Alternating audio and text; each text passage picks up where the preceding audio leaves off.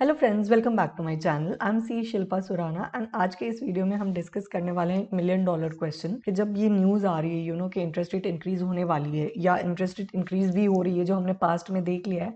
RBI ने 2 बार like May and June में interest rate increase किए, बेसिकली रेपो रेट इंक्रीज की है एंड यूएस फेड भी इंक्रीज करी।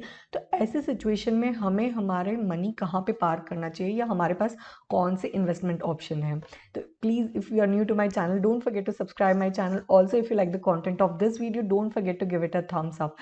इस वीडियो को एंड तक जरूर देखें to make the most out of it. तो now before I start with our today's video, let's try to get some background कि इंटरेस्ट रेट इंक्रीज हो क्यों रहे हैं। Okay, basically interest rate increase हो रहे हैं टू कर्ब इन्फ्लेशन। इन्फ्लेशन मतलब महंगाई, महंगाई को रोकने के लिए इंटरेस्ट रेट इंक्रीज हो रहे हैं। तो बेसिकली महंगाई हुई क्यों? महंगाई इसके लिए हुई क्योंकि डिमांड बहुत ज़्यादा था, सप्लाई कम था। इसके वजह से जो सेलर था ना, वो कमांडिंग पोजीशन में था, तो उसने जितना मुंह मांगा दाम मांगा, बायर को उतना देना पड़ा खरीदने के लिए। तो बेसिकली इस वजह से क्या होता है, इस इम्बैलेंस की वजह से प्राइजेस इंक्रीज होने लगते हैं सो दैट डिमांड और सप्लाई का बैलेंस हो सके। ओके, नाउ आप सोचोगे कि अचानक से डिमांड इतनी इंक्रीज क्यों हो गई। ओके, तो ये अचानक से नहीं हुई थी, इसके 3 मेजर रीजंस हैं। पहला रीजन है रशिया यूक्रेन वॉर। इस वॉर की वजह से क्या हुआ, एक्सपोर्ट जो हो रहा था ना वहां से, वो जो सप्लाई चेन थी वो डिसरप्ट हो गई। इस चेन के डिसरप्ट होने की वजह से वर्ल्ड में शॉर्टेजेस हो गए उन सब कमोडिटीज की जो वो एक्सपोर्ट कर रहे थे बेसिकली, राइट। तो इस शॉर्टेज की वजह से प्राइजेस शूट अप हो गए। ऑल्सो जब वॉर लाइक सिचुएशन होती है तो लोग होर्डिंग ज़्यादा करते हैं, लोग अपने घर में सामान बचा बचा के रखते हैं या ज़्यादा ज़्यादा इकट्ठा करके रखते हैं, क्योंकि किसको पता फ्यूचर में क्या हो जाए। तो पहला रीज़न ये है कि डिमांड बहुत ज़्यादा बढ़ गई। दूसरा रीज़न है कि चाइना में कोरोना के केसेस इंक्रीज हो रहे हैं, जिस वजह से लॉकडाउन लग रहे हैं। उस वजह से भी माइंड में फियर क्रिएट होता है, लोग होर्डिंग करते हैं, सामान इकट्ठा करने लग जाते हैं घर में, क्योंकि किसको पता फ्यूचर में क्या होने वाला है। प्लस वहाँ की भी सप्लाई चेन डिसरप्ट हो गई, तो जो वो एक्सपोर्ट कर रहे थे उसकी भी कमी होने लगी दुनिया में। एंड जब उसकी कमी होने लगी तो डिमांड तो थी, सप्लाई कम हो गया, तो ऑब्वियसली प्राइसेस वापस से इंक्रीज होने लगे। तो ये दोनों रीज़न तो सिर्फ आइसिंग ऑन द केक है। मेन रीज़न जो थर्ड रीज़न है ना, वो ये है कि even before all this started हमें न्यूज़ आने लग गई थी कि इन्फ्लेशन इंक्रीज हो रहा है वर्ल्ड में। और ये क्यों हो रहा है, इसके लिए हमको थोड़ा सा फ्लैशबैक पे जाना पड़ेगा। जब कोरोना स्टार्ट हुआ था तो बेसिकली उस टाइम पे क्या हुआ था, आरबीआई ने या इस टाइप की जो सेंट्रल बैंक्स है, उन्होंने अपनी अपनी कंट्री में जो इंटरेस्ट रेट होती है ना उनको डिक्रीज कर दिया था। इससे क्या हुआ, लोन ज़्यादा अट्रैक्टिव हो गए लोगों को। अगर अपनी कोई नीड फुलफिल करनी है, उनको होम खरीदना है, व्हीकल खरीदना है वगैरह वगैरह, तो उस चीज़ के लिए लोन लेने ईजियर हो गए एंड रेट्स काफ़ी कम हो गई, अफोर्डेबल हो गए। बेसिकली लोन अफोर्डेबल हो गए, not just to normal people like you and me but also to companies. Obviously अब कंपनी को अगर एक्सपैंड करना है और अगर उसे सस्ते में लोन मिल रहा है, so it's like icing on the cake and they can just go ahead and expand. तो इन सब रीजंस की वजह से क्या हुआ, मार्केट में बहुत पैसा आ गया। अब जब कंपनी एक्सपैंड करेगी तो वो जॉब भी तो क्रिएट करेगी। जब जॉब क्रिएट करेगी तो लोगों को पैसे मिलेंगे in the form of salary and उनके पास परचेसिंग पावर आएगा। सिमिलरली जो लोग घर खरीद रहे हैं, जो लोग व्हीकल खरीद रहे हैं या पर्सनल लोन ले रहे हैं, वो भी तो वो लोन लिया हुआ अमाउंट इकोनॉमी में पुश कर रहे हैं, राइट। तो जैसे ये इकोनॉमी के अंदर मनी पुश होता जाएगा, वैसे वैसे इकोनॉमी का जो स्लो डाउन था वो कम होगा। अब गवर्नमेंट उस टाइम पे इस चीज़ पे ही फोकस कर रही थी कि जो स्लो डाउन हुआ है उसको किस तरह से हटाया जाए, इसीलिए उन्होंने इंटरेस्ट रेट कम कर दिए थे। बट इनडायरेक्टली इन सब चीज़ों की वजह से क्या हो गया था, लोगों के हाथ में बहुत पैसा था, तो डिमांड चीज़ों की इंक्रीज हो रही थी, घर की डिमांड इंक्रीज हो रही थी, व्हीकल की डिमांड इंक्रीज हो रही थी, लोगों के पास सैलरी ज़्यादा आने लग गई, तो डिफरेंट डिफरेंट प्रोडक्ट्स कंज्यूम करने की डिमांड इंक्रीज होने लगी। तो ये भी एक रीज़न है जिस वजह से डिमांड इंक्रीज हुई। एंड सप्लाई तो इतना कुछ वॉल्यूम में हुआ नहीं उस टाइम पे।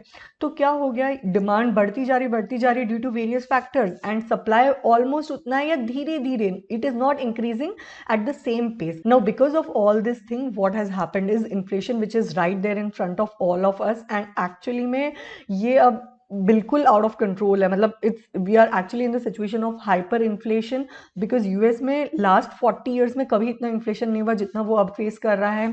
आरबीआई ने भी अपना जो प्रोजेक्टेड इन्फ्लेशन था उसको इंक्रीज किया है considering the current global scenario. Okay, तो इस सिचुएशन को अरेस्ट करने के लिए, to arrest this inflation, interest rate increase हो रही है। नाउ जैसे कि मैंने बताया कि पहले जब मार्केट में पंप इन करना था पैसा, तो उन्होंने इंटरेस्ट रेट डिक्रीज करी थी। अब मार्केट से पैसा निकालना है टू कर्ब दिस इन्फ्लेशन, तो उसके लिए क्या करेंगे, इंटरेस्ट रेट इंक्रीज करेंगे। एंड ये किया है यूएस ने, यही कर रही है आरबीआई भी। ओके तो RBI basically repo rate increase कर रही है, and with this increasing this repo rate eventually क्या हो रहा है, लोन जो है वो ज्यादा एक्सपेंसिव हो रहे हैं बिकॉज इंटरेस्ट रेट इंक्रीज हो रहा है, एंड एफडीज भी जो है उनकी भी जो इंटरेस्ट रेट है वो और इंक्रीज हो रहे हैं। ओके तो basically investment in FD is becoming more lucrative, and जो लोन है ना वो अब कम अट्रैक्टिव होने लग गए हैं, तो लोग लोन की तरफ अब कम जाएंगे, whether it is a company और whether it is an individual like you and me, because maybe not all will be able to afford it like they were able to afford during the corona period. Okay so now having understood ki kaise inflation was impacting the global economy and how the different countries are trying to tackle it through the interest rate, let's try to understand कि इसका impact क्या हो रहा है equity market पे and इसका impact क्या हो रहा है डेट म्यूचुअल फंड्स पे, so that we get an idea कि फिलहाल कौन सा इन्वेस्टमेंट ऑप्शन ज़्यादा अट्रैक्टिव है। ओके तो बेसिकली अगर हम इक्विटी मार्केट की बात करें तो जब से ये न्यूज़ आई है कि यूएस फेड रेट इंक्रीज करने वाला है, तब से आपने देखा ही होगा कि एफआईआई की कितना हैवी सेल ऑफ हुआ है in the Indian stock market. And the main reason is कि अब वो लोग मूव करेंगे towards more safer options from the riskier options. तो इक्विटी से पैसा निकल के एफआईआई जो है वो अब डेट मार्केट की तरफ मूव करेंगे, बिकॉज फिलहाल उसके अंदर वोलेटिलिटी कम है as compare to equity market. Okay now having understood कि इक्विटी मार्केट फिलहाल इतना अट्रैक्टिव नहीं है, दैट डज नॉट मीन के you guys can not put money. Obviously अगर आपको अपने स्टॉक पे ट्रस्ट है and you are investing in a fundamentally very good stock, it can be a very good time to do averaging out of your investments. तो ये हो गई equity market की बात। अब इक्विटी मार्केट में आप इक्विटी म्यूचुअल फंड को भी इंक्लूड कर लीजिए, बिकॉज अब इक्विटी म्यूचुअल फंड भी क्या है, it is like indirectly investing in the shares only. Okay now let's come to the second part which is debt mutual fund. So how this interest rate rise is impacting debt mutual fund. तो जैसे जैसे interest rate increase होगा ना, वैसे वैसे bond के prices decrease होते हैं। Now let's try to understand कि इसके पीछे का फंडा क्या है। तो बेसिकली एक एग्जांपल ले लीजिए।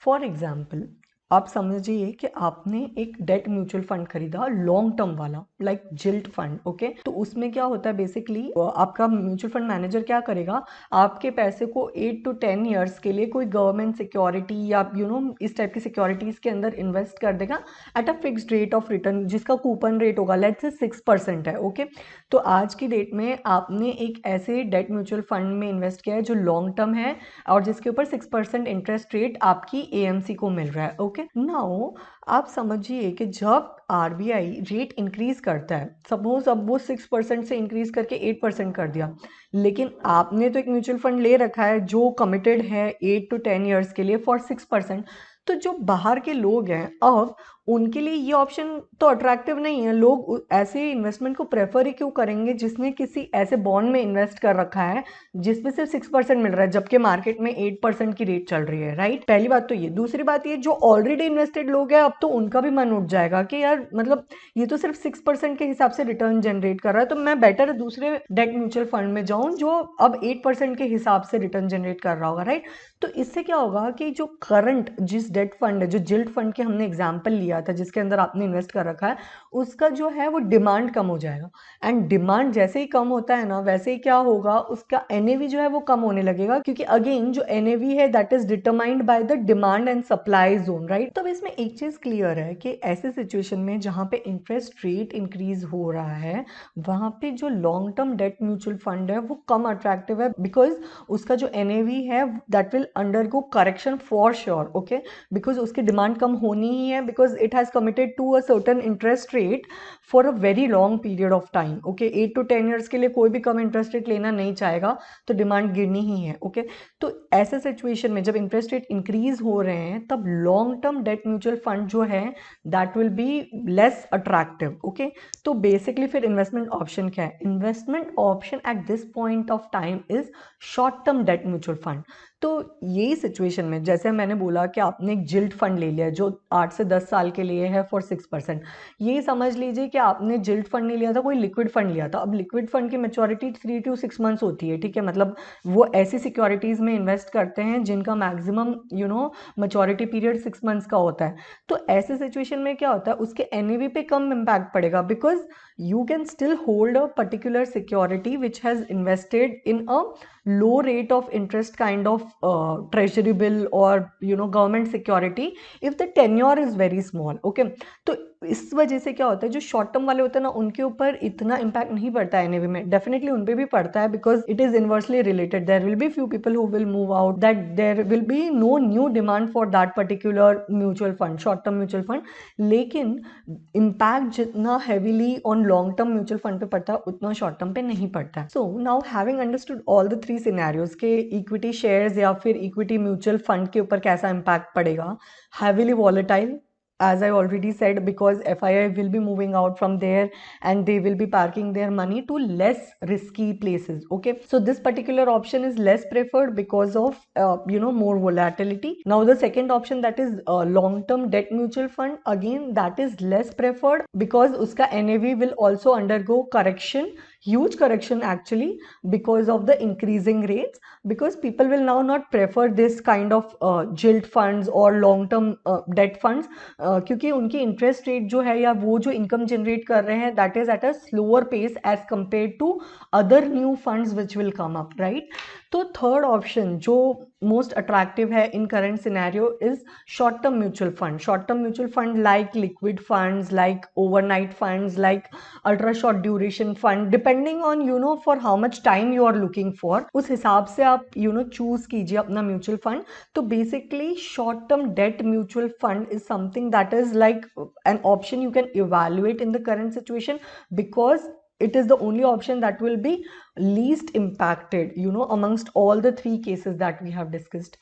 So that's all guys from my side. I hope this video has added some value to your knowledge, and now you will be able to evaluate a feasible option for yourself by protecting yourself from the volatility that is going on in the market.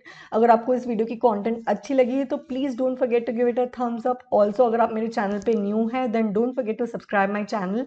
I will see you with more such content in my next video. Till then, happy investing, bye.